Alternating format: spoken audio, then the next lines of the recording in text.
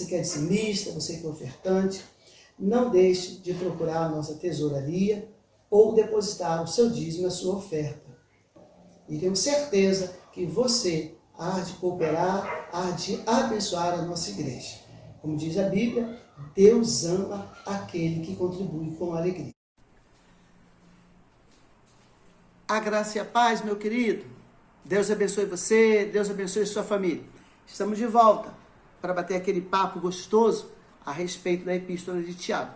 Mas antes, quero agradecer os irmãos que responderam as perguntas.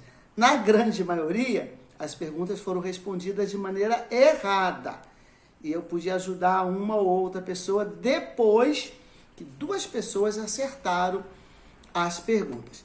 A irmã Heloísa e o irmão Sidney acertaram. Não vou falar quem foi, um respondeu primeiro. Então, os 2 ganharam 10 pontos, porque são 10 pontos em cada pergunta.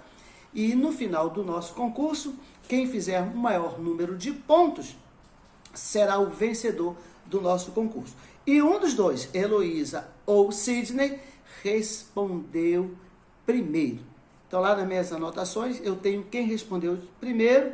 Se houver um empate, então, uma possibilidade de desempate, uma questão aí de prioridade, é aquele que respondeu primeiro. Se depois o Sidney responder primeiro, ele empata com a irmã Heloísa. E assim nós vamos brincando e aprendendo. Hoje, na segunda vez que nós vamos estudar, segunda aula do livro de Tiago, eu quero trazer uma polêmica. Eu quero que você raciocine comigo, que você mergulhe na Bíblia Sagrada, que você aprenda um pouco mais. E não vou ler o livro de Tiago. Eu vou ler um versículo no livro de Romanos. Paulo escreveu para os romanos e ele tem uma mensagem tremenda. Então, se você conhece o livro de Romanos, nós vamos agora comparar um pouco, estudar um pouco o livro de Tiago, baseado nesse versículo de Romanos. Romanos, lá no capítulo 3, versículo 28. Ele diz assim, olha o que Paulo escreve aos romanos. Concluímos, pois, que o homem é justificado pela fé, independentemente das obras da lei. Prestou atenção? Justificado pela fé, não depende das obras. Martim Lutero, grande Martim Lutero, ele é defensor da doutrina da salvação por meio da fé. E nada mais. Para ele, a fé é suficiente para salvar o homem através da graça. Você já ouviu isso quando o irmão Silvio fez aquele trabalho extraordinário lá na igreja da reforma, quando ele trouxe para nós uma questão histórica, tremenda aula, tremenda lição que o irmão Silvio fez para nós. Ele, Martim Lutero, chama o livro ou a epístola de Tiago de cheia de palha. Ele não concordava de maneira alguma com o livro de Tiago, em função de Tiago trabalhar sobre fé e obra. Ele dava preferência a Paulo. Ele gostava de Paulo, ele lia Paulo, a sua conversão foi baseada no livro de Romanos, e ele então trabalhava a fé e não a obra. Ele dava preferência a Paulo acerca da equação ou do momento e daquilo que Paulo chamava de fé mediante a palavra de Deus. Lutero estava cercado de homens que acreditavam na salvação pelas obras. Lutero estava envolvido em um convento e um mosteiro, onde ele aprendeu, onde ele estudou, e ali ele percebeu e viu que as pessoas estavam voltadas para a lei, voltadas para a obra, e esqueceram da graça e esqueceram da fé. Então, o que Lutero faz? Começa a trabalhar isso e a mudar isso. Por isso, Lutero coloca de lado a epístola de Tiago. E eu queria que você repetisse comigo. Vou falar uma frase, é importante que você grave essa frase. Repita várias vezes, na sua casa, no seu trabalho, na sua mente. Repita comigo. A fé e as obras não são inimigas. Repete. A fé e as obras não são inimigas. Baseado nesse texto que nós lemos, baseado no que Paulo escreveu, eu quero trazer para você um problema, onde você vai pensar, onde você vai trabalhar um pouco mais, onde você vai discutir com você mesmo, lendo a palavra de Deus, o que é importante, fé ou obra. É um problema para eu resolver, para você resolver, para as pessoas que às vezes nos procuram e falam alguma coisa relacionada à epístola de Tiago. Obra, ela não salva ninguém. A obra não te leva à salvação, não salva o homem. Paulo tinha toda a razão. Martinho Lutero também. Paulo tinha um alvo em pessoas que depositavam a sua fé ou a sua salvação, a confiança na salvação, através das obras, através das leis de Moisés. Eles confiavam, eles estavam certos que as boas obras levavam ou levaria o homem a Deus. Foi por isso que Paulo então dá uma ênfase maior à fé. Escreve uma defesa da fé, ou uma defesa de fé. Mas Tiago não. Tiago tinha um outro tipo de auditório, um outro tipo de pessoas que precisavam entender outras coisas. Tiago tinha na mira os aproveitadores. Pessoas que estavam aproveitando da fé, da bondade de outras pessoas. Aqueles que diziam não haver necessidade de boas obras. Aqueles que diziam que tão somente a fé era importante e que não poderiam ou não podiam ou não deveriam praticar boas obras. Uma vez que eu tenho fé, uma vez que eu abri o coração, aceitei Jesus como Senhor e Salvador, através da graça, para que fazer boas obras? Uma vez que estou salvo. Fé e obra andam sempre juntas. Você tem fé e a sua fé vai produzir, vai fazer com que você faça boas obras. A conversão faz isso. Fé, a verdade é que se a pessoa tiver fé, a obra será uma consequência natural. Você que pertence à igreja, você que é evangélico, eu não sei como você se comporta quando você vê ou tem a notícia de uma pessoa passando necessidade. Eu não consigo entender uma igreja que não faça ou que não tenha uma obra social, um ministério social. Graças a Deus, a nossa igreja tem, através da irmã Maria do Carmo e o irmão Olegário, que faz um trabalho extraordinário com ação social. A fé e as obras não são inimigas. Precisamos entender isso. E a epístola de Tiago mostra para mim, mostra para você que a fé verdadeira e as obras justas andam juntas. A fé verdadeira e as obras justas andam juntas. Deus realiza em mim, Deus realiza em nós essas duas maravilhas. Deus, ele faz com que cada um de nós possa crescer. Eu cresço espiritualmente exercitando a minha fé. Você cresce espiritualmente exercitando a sua fé. E a obra? A obra ela está ligada ao seu emocional. A obra está ligada ao seu ego.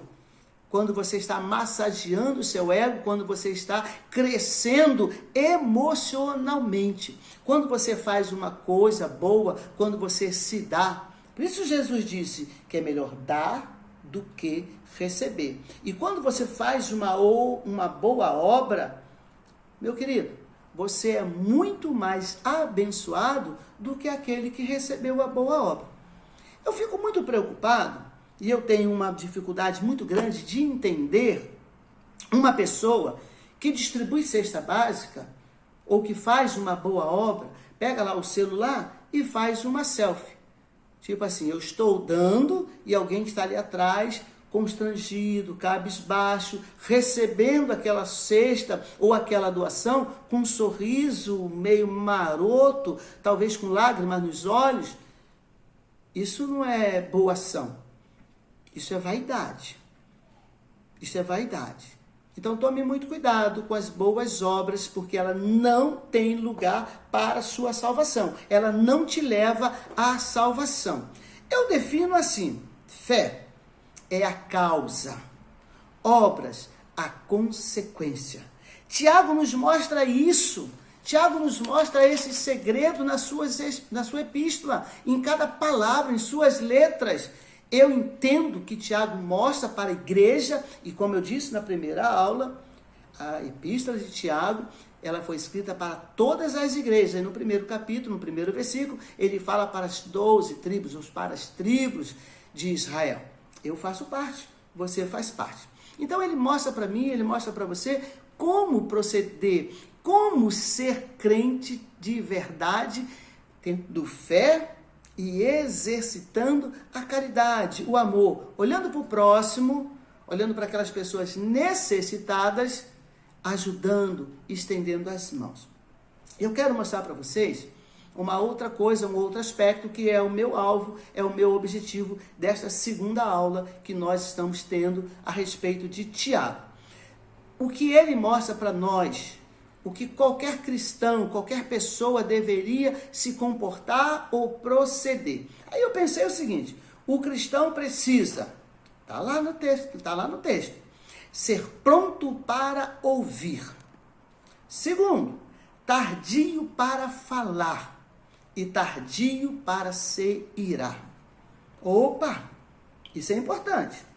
Crente em Jesus Cristo, aprenda uma coisa: Deus quer ser glorificado na minha vida, na sua vida, através do nosso comportamento, através da nossa atitude. Seja pronto para ouvir, tardio para falar e tardio para se irar.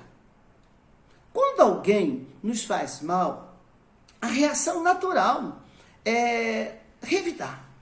Alguém nos fez mal, alguém nos ofendeu, alguém criou um problema para mim ou para você. Nós queremos, porque somos humanos, queremos revidar com as mesmas palavras ou com palavras mais ofensivas.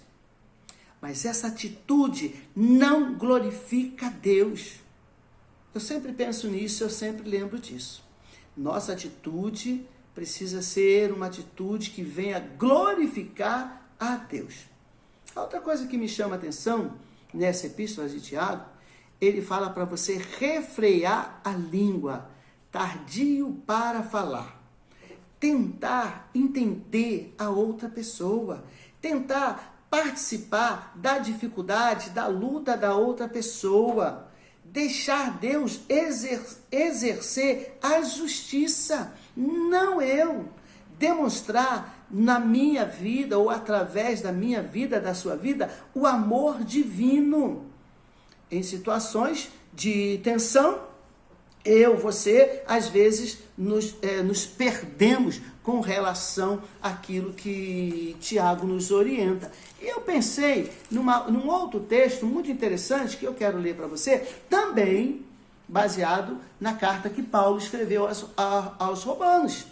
Não em Tiago, mas em Romanos. Está lá em Tiago, está lá em Romanos, no capítulo 12, versículo 17 a 21. Eu acho que todo crente deveria ter esse texto escrito na geladeira, no painel do carro, na mesa do escritório, no quadro negro onde você dá aula, aonde você estiver, você deveria ter esse texto escrito. Decorar e guardar no coração. Lembra do salmista? Escondi a tua palavra no meu coração para eu não pecar contra ti. Olha o que Paulo escreve no capítulo 12, a partir do versículo 17, 21.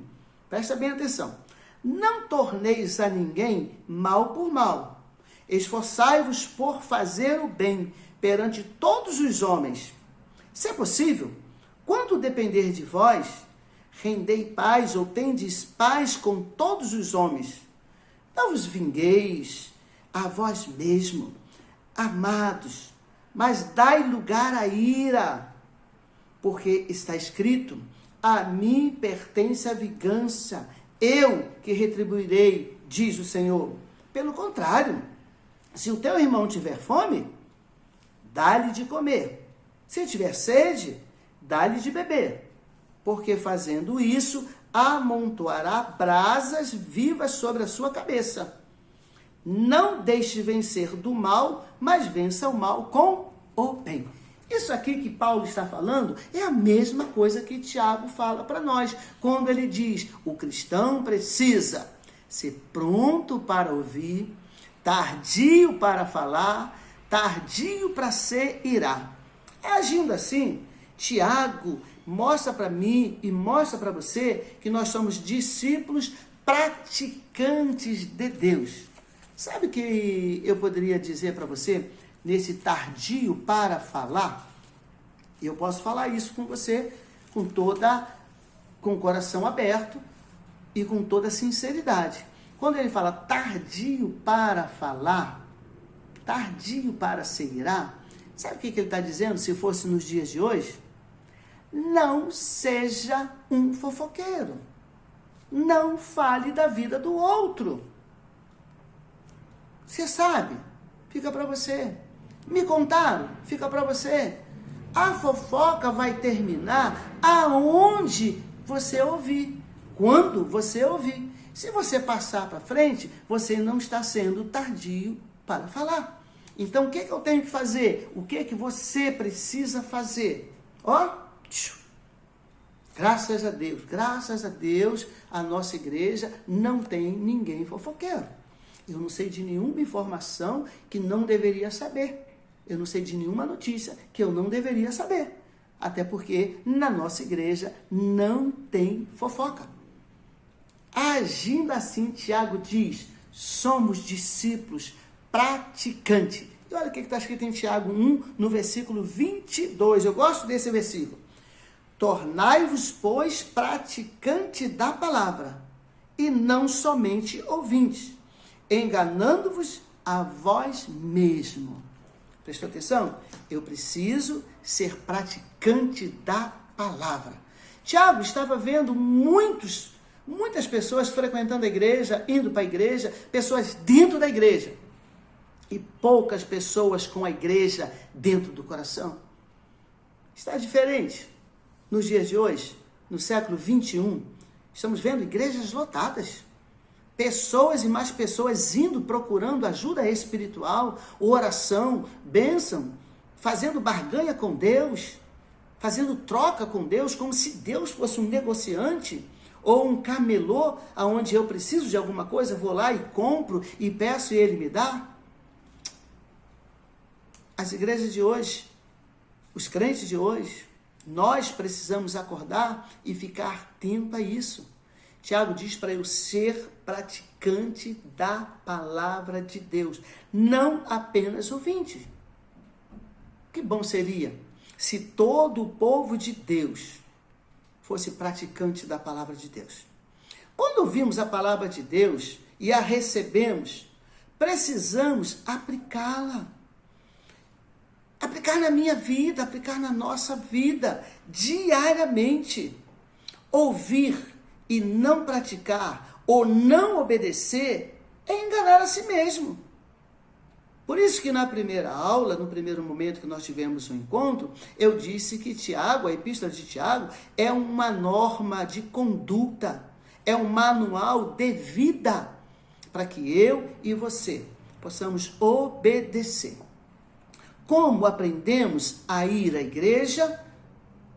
Ensinaram para mim, ensinaram para você a ir à igreja todo domingo, no culto de oração.